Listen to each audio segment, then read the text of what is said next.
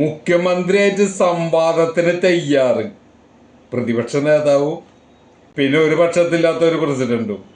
അല്ല ആയിക്കോട്ടെ, സംവാദങ്ങൾ ഉണ്ടാവണം.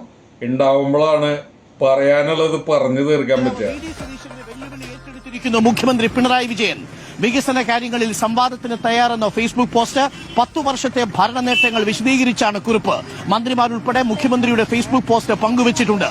ഇതേമാതിരി മാധ്യമ ചർച്ചയിൽ വന്നൊരു ചോദ്യത്തിന് കിട്ടിയ മറുപടി എന്താണ് നിങ്ങളുടെ ഒരു നേട്ടം പറയുന്നൊരു ചോദ്യം സതീശൻ ചോദിച്ചാൽ ഒരു നേട്ടത്തിന് വേണ്ടി പരക്കം പായിട്ട് വരും. ബഹുമാന്യനായ ഉമ്മൻചാണ്ടി സർക്കാർ ഒടുവിലത്തെ സമയത്ത് പൊതുവിദ്യാഭ്യാസം സംബന്ധിച്ച് തയ്യാറാക്കിയ റിപ്പോർട്ടിൽ പറഞ്ഞത് അടിയന്തരമായി 40% സ്കൂൾ പൂട്ടണമെന്നായിരുന്നു. സർക്കാർ സ്കൂൾ ഒറ്റ സ്കൂൾ പൂട്ടിയില്ല എന്നതാണ് ഞങ്ങളുടെ നേട്ടം.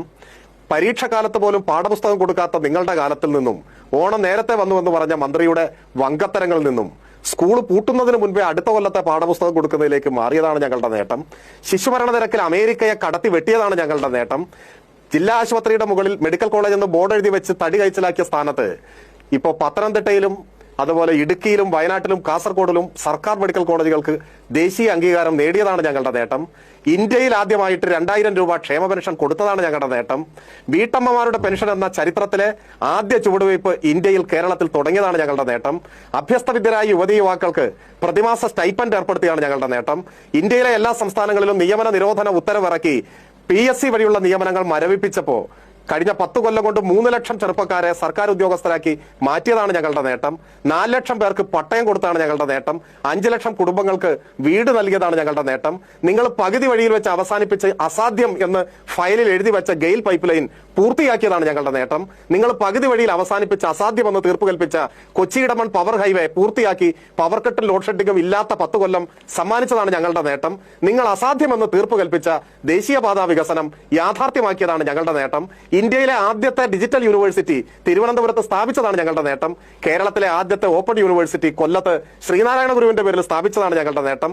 കേരളത്തിലെ ആദ്യത്തെ അഡ്വാൻസ്ഡ് വൈറോളജി ഇൻസ്റ്റിറ്റ്യൂട്ട് തിരുവനന്തപുരത്ത് ആരംഭിച്ചതാണ് ഞങ്ങളുടെ നേട്ടം. ഇന്ത്യയിലെ ആദ്യത്തെ ജല മെട്രോ കൊച്ചിയിൽ യാഥാർത്ഥ്യമാക്കിയതാണ് ഞങ്ങളുടെ നേട്ടം. ഇങ്ങനെ ഈ ചർച്ചയ്ക്ക് സമയമുണ്ടെങ്കിൽ ഒരു 1-2 മണിക്കൂർ ഞാൻ ഈ ഗവൺമെന്റിന്റെ നേട്ടങ്ങൾ വിശദീകരിച്ചു തരാം. സത്യം പറഞ്ഞ ഈ കോൺഗ്രസ് ആണ് ഈ LDFന്റെ വിജയത്തിനുള്ള എല്ലാ അണികല്ലും. കാരണം പറയാനുള്ള അവസരമാണ് ഉണ്ടാക്കി അങ്ങോട്ട് കിട്ടി. ഇത് ആ ചോദ്യം വന്നില്ലായിരുന്നു വെച്ച് കഴിഞ്ഞാല്, അല്ലെങ്കിൽ അദ്ദേഹം അങ്ങനെ ഒരു അഭിപ്രായം അവിടെ രേഖപ്പെടുത്തിയില്ലായിരുന്നുവെങ്കിൽ നമ്മുടെ സുരാജ് സഖാവ് ഇങ്ങനെയൊക്കെ പറയുമോ? അപ്പൊ പറയാനുള്ളൊരു അവസരം അങ്ങനെ ഉണ്ടാക്കിയിട്ട് കൊടുത്തു. അതങ്ങോട്ട് തൂക്കിയടിച്ചു. ഇനി അടുത്തത് മുഖ്യമന്ത്രിയായിട്ടൊരു സംവാദത്തിന് വരണേ നന്നാവും. പ്രതീക്ഷിച്ചിരിക്കുകയാണ് അത് കാണാനായിട്ട്. എന്തായാലും എത്രയും പെട്ടെന്ന് നടക്കട്ടെ.